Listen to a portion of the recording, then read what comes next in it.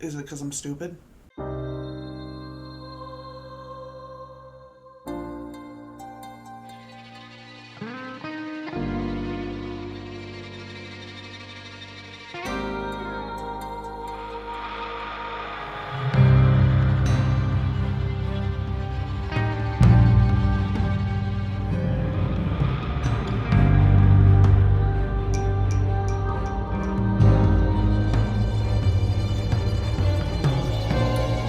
Hey guys, so it's Monday. My car is like decelerating hardcore when I'm not in gear, and I don't know what to say about that. I don't know if there's something wrong with it or if I'm just, I don't know. I feel like it is always ready to fucking slow the fuck down. Maybe I'm just driving weird tonight. Hey guys, so I just ran a bunch of errands. I'm about to head home, but I can't find, there it is. I couldn't find my sanitizer.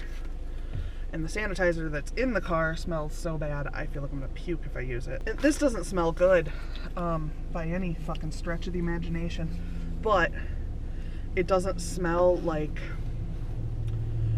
vomit mixed with cologne. I do plan on maintaining that it's Travis's fault. Hey guys, so it's Monday morning. Well, it's 9:40. Is that morning? I guess it's technically morning. I feel like I've done a lot already. At my day job, as per usual at this time, but I am trying to figure out what the fuck I'm doing with myself. So that tracks. Oh my god, you guys! So I just bent my fingernail back, trying to put my seatbelt on. I bent it back at like at this point. It's so gross, and it makes me want to vomit. There are things that hurt more than that. There are not things that make me feel grosser than that. And now it's just throbbing. Throb, throb, throb, throb. It's like the light at the end of E.T.'s finger, except like there's no light. It's just horrible. Somebody's gonna have to phone home for me, because if I dial with this finger, it's gonna be terrible.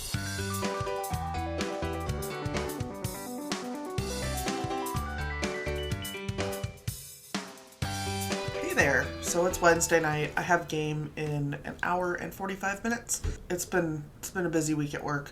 I now have 1 week left of work days. No, I have 4 work days left, including a Friday, which is only 4 hours. So I'm getting close. But I also don't get paid during the time I'm off. So if you want to like buy some books or some merch or something, my link tree's down below. I haven't started Margaret Atwood. Maybe I should fucking do that.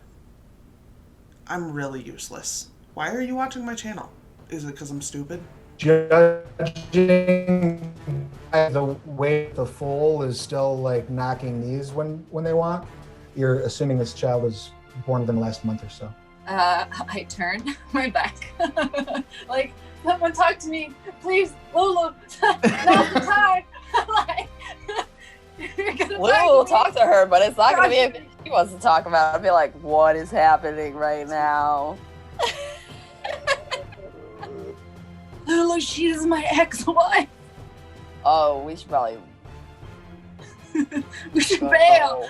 Who wants to bail? Who wants to bail? As I'm sure y'all can see, we got the frost overnight. And I cannot see out of my windshield because we still don't have a scraper. So I guess it's time for me to do some problem solving. Sometimes I mean to push the rear defrost and I hit the fucking emergency lights. That's not fucking ideal, is it? I need this car to heat up.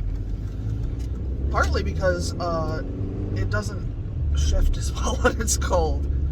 I don't know if that's normal or not.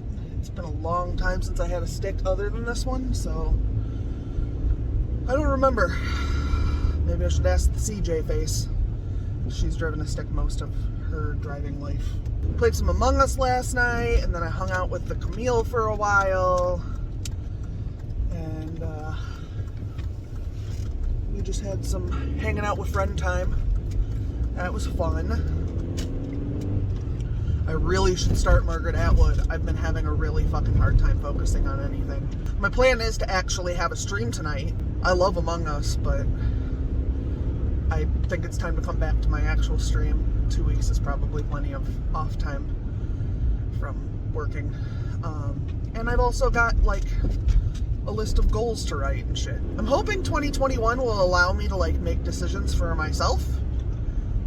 I'm just gonna count on that for now and hope that that's how it works out, because 2020 did not give a fuck what I had planned. Not at all. To be fair, I appreciate that it hasn't been shy about letting me know that.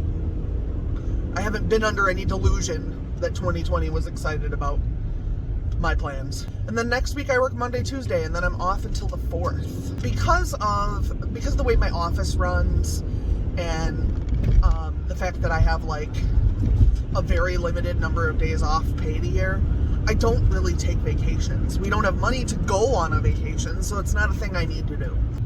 Having, 10 days off is actually, it's literally the only way I do it, is if we have Christmas.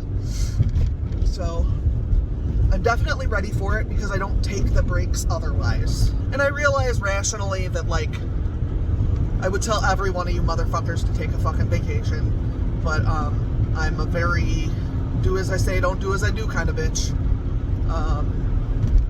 And I say that it's a better idea to do it the way I don't do it. That's what I think. We just got our garage door thing, and I forgot to bring it with me, so I can put the car back in the fucking garage. Hello. So I am at home. My workday is done. It's about 1 on Friday. I'm about to go ahead and start this Margaret Atwood class, because I figured now's as good a time as any. So I'll check back in. So I've only finished the introduction, but I do have to say that frequently introductions and things like that are very inspiring to me, because hearing somebody talk about writing in any way is inspiring to me, but the general, like, very openness of kind of an introduction is very inviting to me. So I am really enjoying the masterclass so far, but I've done like 5 minutes, so back at it. Okay, so I finished the first lesson, which is kind of like a stack of lessons, really. So it's like getting started, which is kind of her personal background, process, finding your own process, and getting past fear.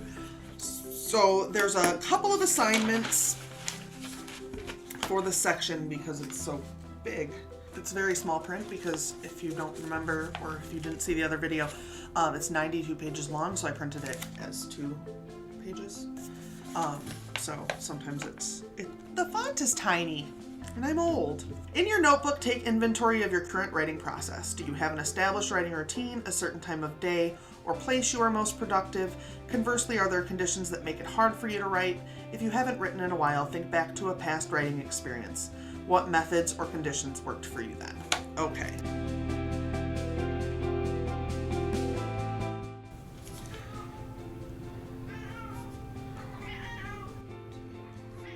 Thank you, baby.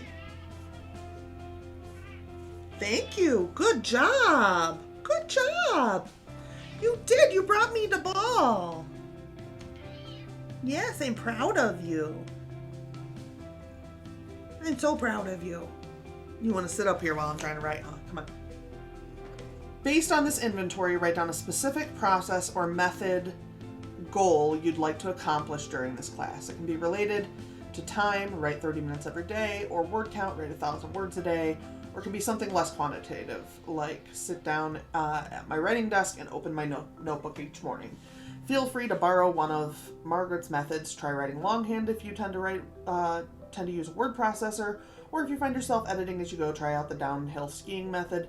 Though Margaret doesn't always follow a routine, setting routine-based goals for yourself can build your writing practice into a habit and help you complete a full novel-length work. So, and I don't disagree with that at all. Back when I used to have like an actual writing schedule, things used to be better as far as like my productivity went.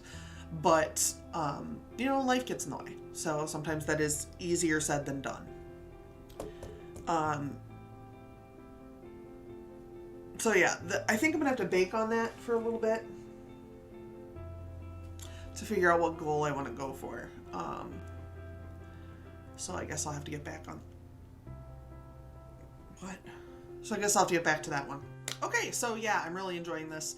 I've made it into the third section, and so that section was on story and plot, and yeah, it's not necessarily things I've never heard before, but it's definitely things that it's not bad to hear again. Let's see. Let me kind of go through what I've done. What I've actually noted so far. She indicated that expressing yourself shouldn't be the key necessarily to novel writing, because telling a story and getting an emotional reaction from your reader should really be what you're trying to do primarily with writing, and that the idea of expressing yourself being the key is kind of ego-driven. She also said that you cannot dictate to the reader what they take away from or get out of your book. I thought that was really important, because I think sometimes we forget that it doesn't matter what you intend, what they got is what they got. And your intentions, while they may have been different, that doesn't actually matter, because at the end of the day, the person got what they got out of your story. She also said that characters' voices and scenes come to her first, and that ideas don't come until later.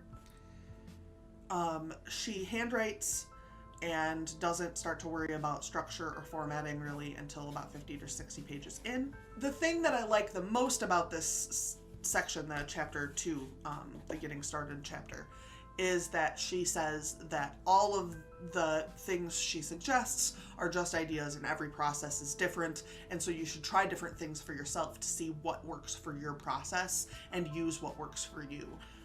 No one can tell you what works for your creativity and what makes it work.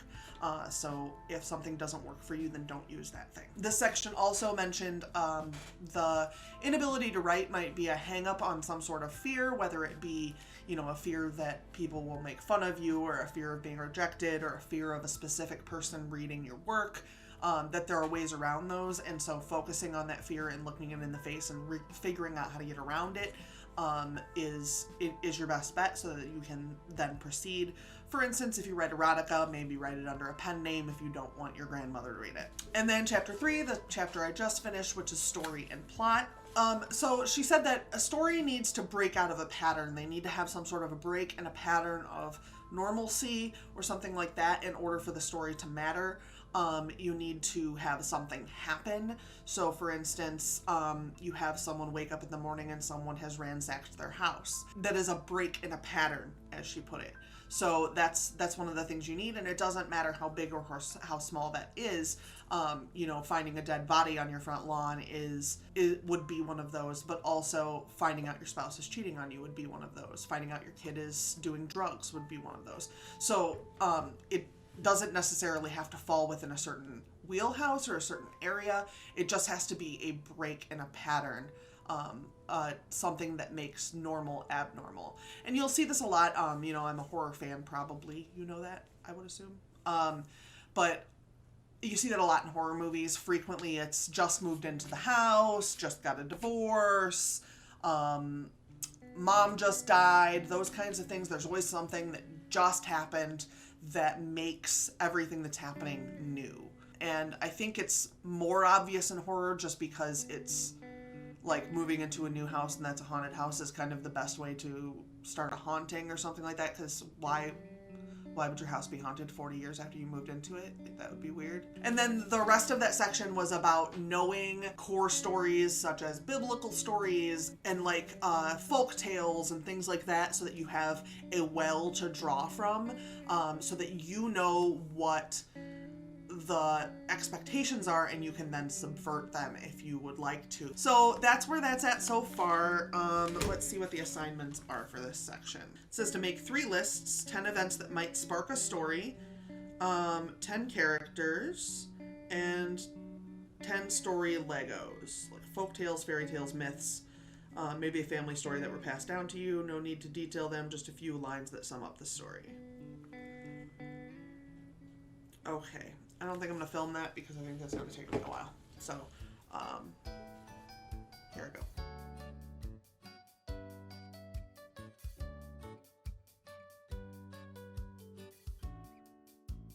Zuck, what you doing? Zuckabug. That's not your mama. That's my coat.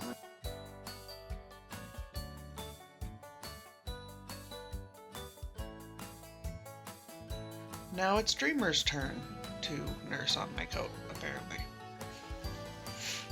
Dreamer, what are you doing there, buttface? Why is your foot in the air? What is this mess?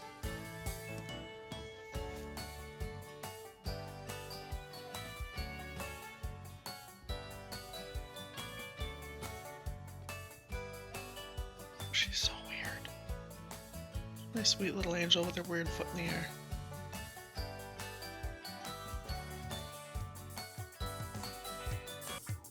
You wanna show everybody that you're a dickhead, Dreamer? Coffee thief ass bitch.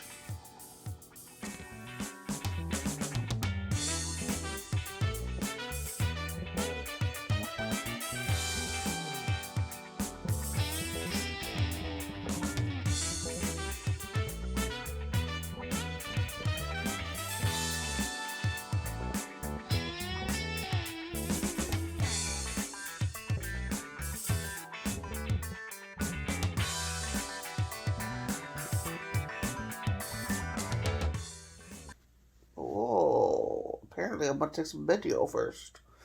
That's Mr. Crowley, all tucked in, sleeping in the bed. Sleeping in the bed, all tucked in, all tucked in. Looking pissed because I'm filming.